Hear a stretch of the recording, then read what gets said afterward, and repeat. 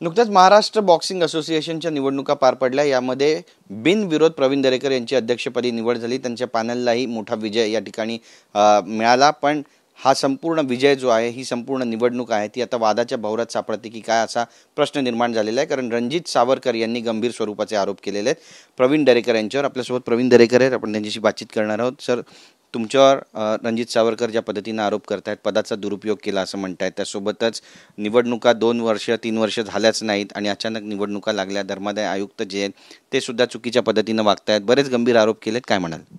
मला वाटतं सर्वप्रथम मी बिनविरोध निवडून आलो नाही। मी पूर्णपणे निवडणुका झाल्या आणि निवडून त्या ठिकाणी अध्यक्ष म्हणून आलोय। आपण बघाल की 3 वर्ष निवडणुका घ्या अशा प्रकारचं सावरकर आणि तिवारी यांचे विरोधक कोर्टामध्ये सातत्यानं त्या ठिकाणी जात होते, परंतु यांनी नाना क्लुप्त्या करून निवडणुकीपासून त्या ठिकाणी परावृत्त केलं। खरं म्हणजे 29 डिसेंबर 2019ला कार्यकाल संपला, परंतु ॲडहॉक कमिटी त्या ठिकाणी गठीत करण्यात आली आणि भारतीय बॉक्सिंग महासंघानं, ऑलिम्पिक असोसिएशननं, अगदी चॅरिटी कमिशनरसुद्धा आपण काम करू शकत नाही अशा प्रकारचा कुठलाही अधिकार ॲडहॉक कमिटीला नाही, हे चॅरिटी कमिशनरनी वारंवार कळवूनसुद्धा यांनी मेंबरशिप काढणं, मेंबरशिप ठेवणं अशा प्रकारच्या गोष्टी करून बोगस मतदार यादी तयार केली।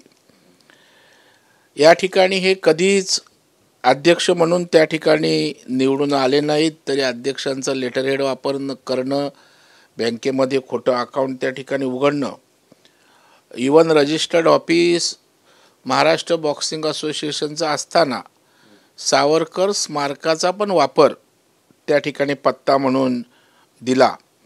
खरं म्हणजे सावरकर हे नाव महाराष्ट्राला, देशाला आदरणीय आहे आणि त्याच्यामुळे त्या परिवारातील ते असताना निश्चितच आमच्या सगळ्यांसाठी तो परिवार श्रद्धेय आणि आदरणीय आहे।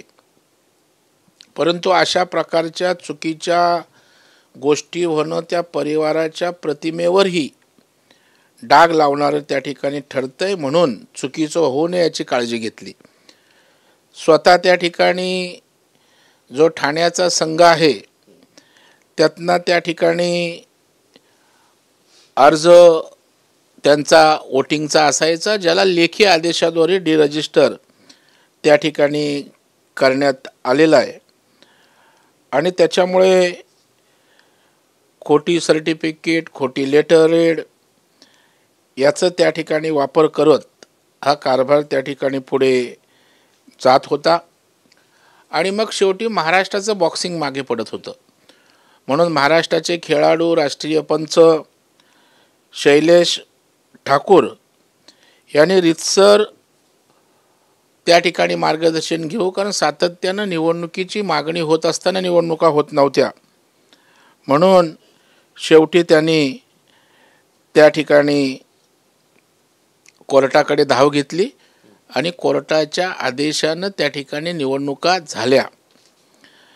आपण बघाल की कोर्टाच्या आदेशानं निवडणूकची यादी बोगस होती, ती सुद्धा कोर्टानं खारिज केली आणि फेर वातावरणमध्ये त्या ठिकाणी निवडणुका त्या ठिकाणी झाल्या। शेवटी तिवारी नावाचा जो जनरल सेक्रेटरी होता त्यांनी या बॉक्सिंग असोसिएशनचा उपयोग आपला धंदा दुकान म्हणून त्या ठिकाणी केला।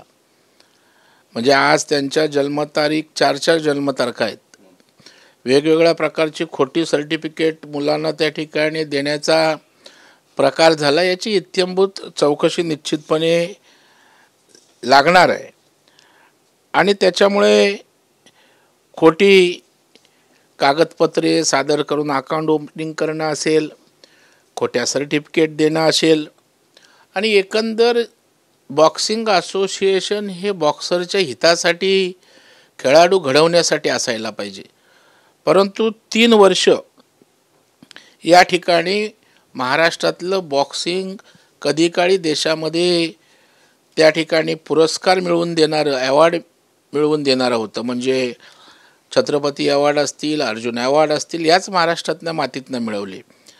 परंतु आज या ठिकाणी आपण बघाल की महाराष्ट्रातले खेळाडू 3 वर्षात या बॉक्सिंगमध्ये काहीच झालं नाही. ना रिंग वाढल्या, ना ग्रामीण भागात बॉक्सिंग वाढलं, ना महिलांच्या रिंग संदर्भात त्या ठिकाणी प्रयत्न झाला. आणि त्याच्यामुळे लोक चिडून होती. आणि मग ईश्वरी कृपा असते, सत्याच्या मागे लोक असतात. आणि त्याच्यामुळे ही निवडणूक झाली. आणि या निवडणुकीमध्ये 43 मतदान झालं. 43 पैकी 43 मतं आम्हाला पडली. आमचे 7 लोक मतदानाला आले नाहीत, म्हणजे 50 झाले. 8 ते 10 मतदार केवळ त्यांच्याकडे होते. त्यातनं सुद्धा चित्र बघितल्यानंतर सगळे माघारी गावाकडे त्या ठिकाणी गेले. आम्हाला त्याचंही राजकारण करायचं नाही, कारण त्यांनी जे जे बेकायदेशीर झालं तिवारीच्या सांगण्यावरनं, पुढाकारांना, त्या सगळ्या चुकीच्या गोष्टीवर कोर्टाने आक्षेप घेतले. बेकायदेशीर बैठका घेऊन सदस्य यादी जी दिली होती ती फेटाळली कोर्टाने. ठाणे जिल्ह्यातलं नॉमिनेशन कोर्टाने रद्द केलं. आणि इथे दुटप्पी भूमिका कशी असते बघा, की शहर संघटना नको ह्या बोगस आहेत असं सांगत असताना ठाण्यातनं आपला अर्ज डिस्क्वालिफाय झाला वोटरचा, म्हणून मग नागपूरच्या नगर संघटनेतनंच प्रतिनिधित्व त्या ठिकाणी मिळवलं. आणि त्याच्यामुळं मला वाटतं की अशा प्रकारे त्या ठिकाणी चुकीचा कांगावा करणं हे योग्य नाही.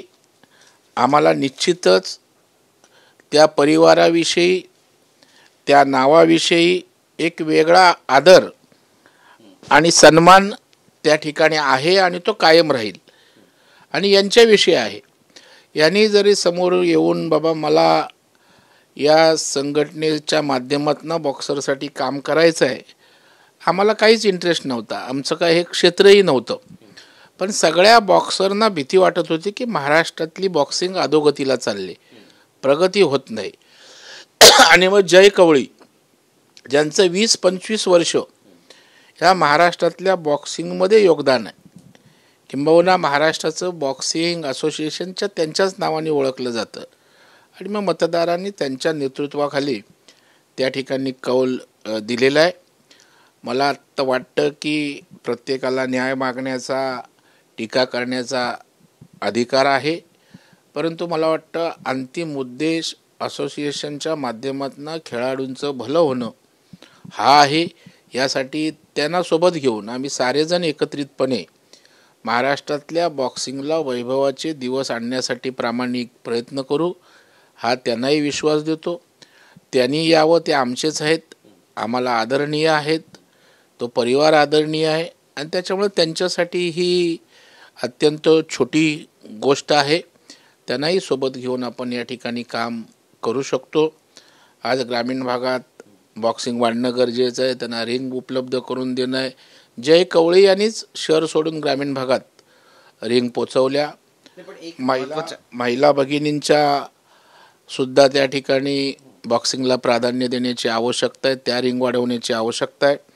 आपल्याला जिवंत जिथं जागतं उदाहरण देतो. काल मी कांदिवलीला एका कार्यक्रमाला ठाकूर विलेजला गेलो होतो. तिथे एक बॉक्सर मुलगी मला भेटली.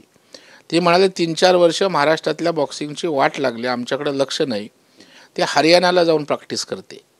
हे विदारक चित्र आहे. आणि ते विदारक चित्र आम्ही सगळ्यांनी एकमेकांवर आरोप करण्यापेक्षा एकत्रितपणे त्या ठिकाणी महाराष्ट्रातल्या बॉक्सिंगला चांगले दिवस आणण्याचा प्रयत्न केला पाहिजे. या ठिकाणी न्यायव्यवस्थेवर, सरकारवर विनाकारण आरोप करण्याची आवश्यकता नाही. माननीय मुख्यमंत्री खेळाच्या बाजूने आहेत आणि कोण कोणाचा नावाचा गैरवापर करू शकत नाही, कोणी केलेला नाही. आणि काही मतदार सुज्ञ असतात, ते स्वतः त्यांना काय करावं हे नेमकं कळतं. आणि आम्ही मुख्यमंत्र्यांच्या कानावर घालून बॉक्सिंग असोसिएशनची निवडणूक लढवली. जय कवळी त्यांना भेटले, बोलले आणि विजयी झाल्यावर पण हा विजय मुख्यमंत्र्यांच्याच चरणी त्या ठिकाणी सरकारकडे समर्पित आम्ही केलेलं आहे आणि मुख्यमंत्र्यांच्या आशीर्वादानं निश्चितच या बॉक्सिंगला देश पातळीवर आंतरराष्ट्रीय पातळीवर त्या ठिकाणी वैभवाचे दिवस आणू हा TV9च्या माध्यमातून मी या ठिकाणी विश्वास देतो आणि मुख्यमंत्रीसुद्धा या खेळाला ग्लॅमर यावं, लीगसारखं मोठं त्या ठिकाणी करावं अशी अपेक्षा आहे आणि ती आम्ही सावरकर साहेब असतील, त्यांचे सहकारी असतील, सगळे हातात हात घालून पुढं जाण्याची आमची मानसिकता निश्चितच आहे. वादात आम्हाला इंटरेस्ट नाही, परंतु खोटं चित्र कोण उभं करत असेल तर वस्तुस्थिती मांडणं एवढ्यापुरताच आजच्या या माझ्या निवेदनाचा अर्थ आहे.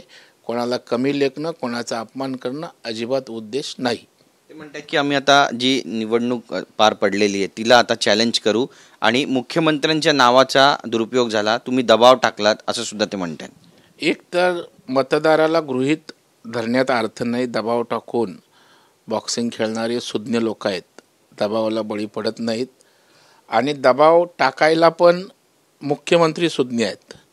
त्यांनाही त्या ठिकाणी खेळ नीट समजतो, ते खेळाच्या मागे असतात आणि जर एखाद्या खेळाची त्या ठिकाणी अधोगती होताना दिसते तर मुख्यमंत्री चांगल्या बाजूने नेहमी उभे राहतात आणि आम्हाला विश्वास आहे की त्यांना अभिप्रेत असणारं खेळातलं काम या बॉक्सर्स असोसिएशनच्या माध्यमातून आम्ही उभं करू हा विश्वास त्या ठिकाणी निश्चित आम्हाला आहे. त्यामुळे कोणी दबाव टाकला नाही ना कोणावर दबाव आला. नक्कीच. पण तुम्ही म्हणताय की बऱ्याचशा इररेग्युलॅरिटीज आहेत, त्यामुळे रणजित सावरकर आणि त्यांचे सहकारी तिवारी यांच्यावर कायदेशीर कारवाई होईल असं म्हणा? नाही, मला वाटतं सावरकर आमचे आदरणीय आहेत, त्या परिवाराविषयी आदर आहे, त्याच्यामुळे त्यांच्या संदर्भात आम्हाला जरी ते विरोधात लढले तरी आदरच आहे. परंतु तिवारी नावाचा एक फ्रॉडी माणूस त्यांना गुमराह त्या ठिकाणी करत होता. 4 बर्थडेट, खोटी डॉक्टरेट सर्टिफिकेट, मुलांना वेगवेगळ्या प्रकारच्या सर्टिफिकेट्स देणं आणि त्यांनी हे सगळं बॉक्सिंग असोसिएशन हा धंदा मांडला. त्यातनंच या सगळ्या गोष्टी पुढं आल्यात. कदाचित सावरकरांना त्याचा अंदाजही नसू शकेल. त्या सगळ्या गोष्टींचा नक्कीच त्या ठिकाणी पर्दाफाश होईल. धन्यवाद आमच्याशी बातचीत केल्याबद्दल. तर पर्दाफाश होईल असं म्हणतात प्रवीण दरेकर. नेमकं काय होणार आहे पाहणं महत्त्वाचं ठरणार आहे आणि हा वाद आणखी जास्त विकोवाला पोहोचणार आहे का हे सुद्धा पाहणं महत्त्वाचं ठरणार आहे. कॅमेरा पर्सन योगेश गुरवसह गिरीश गायकवाड, TV9 मराठी, मुंबई.